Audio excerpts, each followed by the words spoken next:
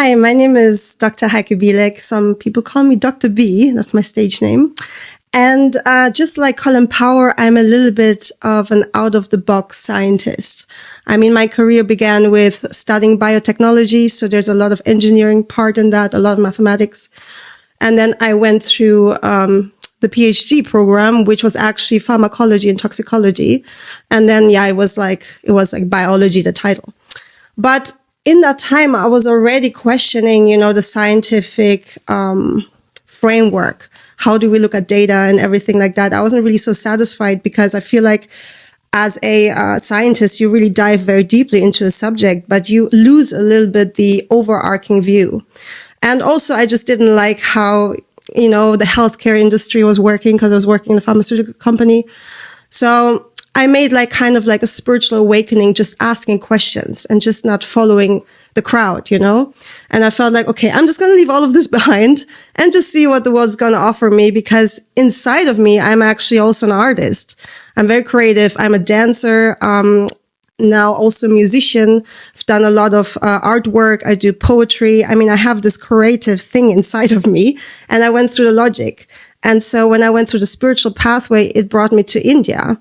And I had some realizations about how I perceive the reality, really being inside of myself and letting go of my mind. Because a lot of people who are in the scientific world, they're really in their mind without actually stopping, just seeing, breathing.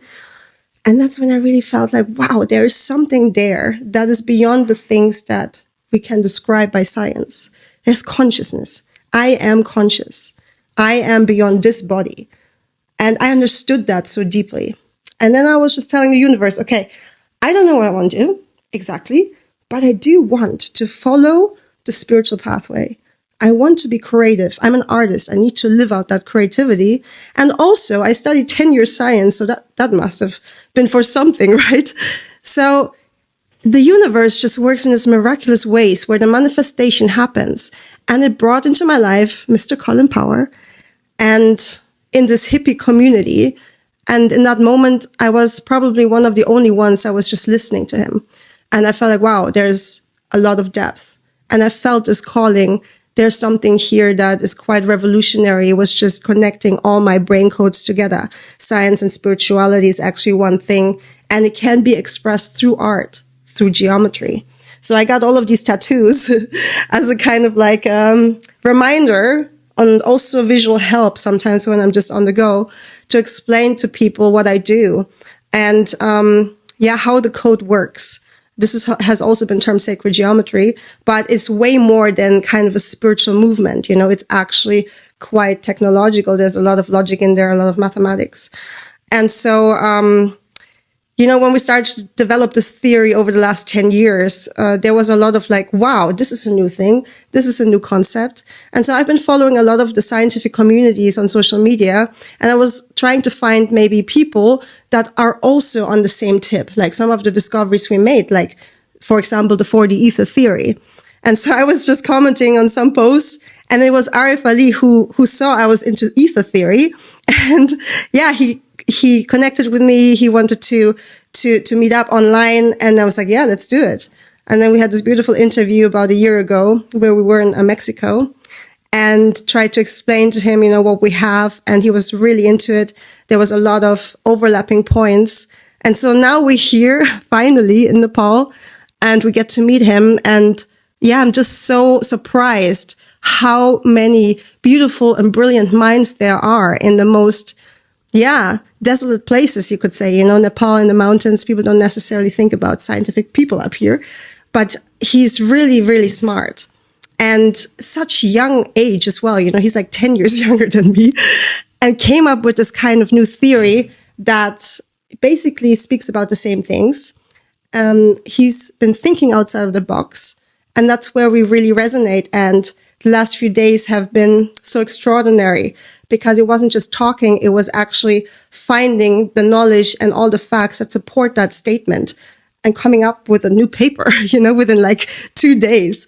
So, I guess expect the unexpected from us. There's some beautiful manifestations coming out of this. And also technology. So it's not just theory. We actually have proven models that will show you how amazing actually this blueprint is, and just come up with something that is more in alignment, that also helps yourself, bring you back to your center, to your power, to your spiritual connection, and understanding that there is hope for humanity. We can create a beautiful world. We have it in our hands. And so if you're listening to this, you're already one of us. And I'm so glad. I see you soon.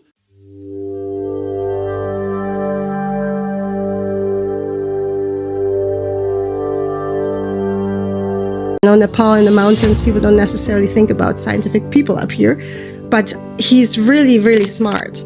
And such young age as well. He's like 10 years younger than me. And came up with... It's been such a discovery that we made just the other morning, just chatting over breakfast. We haven't really even had a time to consolidate the theory. But what we're pretty sure is there's a fantastic paper that's coming out of this, definitely. And if it was not peer-reviewed by Western science, we'll peer-review it in our Eastern science Ether stuff. theory. And so I was just commenting on some posts, and it was Arif Ali who saw I was into ether theory, and he connected with me. He wanted to meet up online, and I was like, yeah, let's do it. And then we had this beautiful interview about a year ago where we were in Mexico, and tried to explain to him, what we have, and he was really into it. There was a lot of overlapping points, and so now we're here finally in Nepal.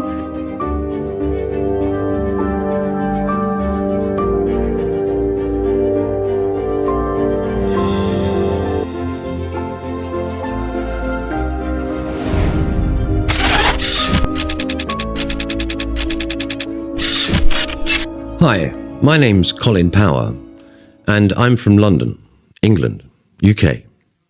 And I suppose I am a kind of metaphysician, you could call me.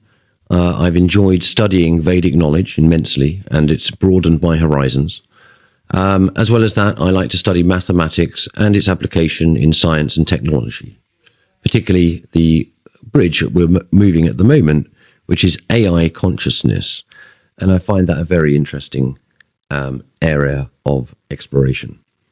As for myself, I sort of purport, new models of the atom and various things like that. From my website, intoinfinity.com, you can find out much, much more. And some of those theories we are publishing as papers as well, so that we can start to consolidate this knowledge in both an academic format, but most importantly, we are bringing a geometric blueprint to the earth, which is very simple for people to build at home with just simple compass constructions and card and scissors. You too could model the atom.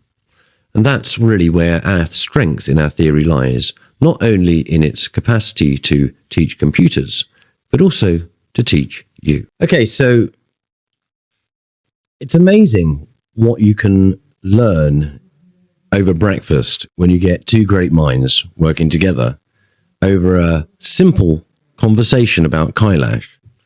And that's how that began. We started to talk about the axis mundi of the world and why that mythology might have existed.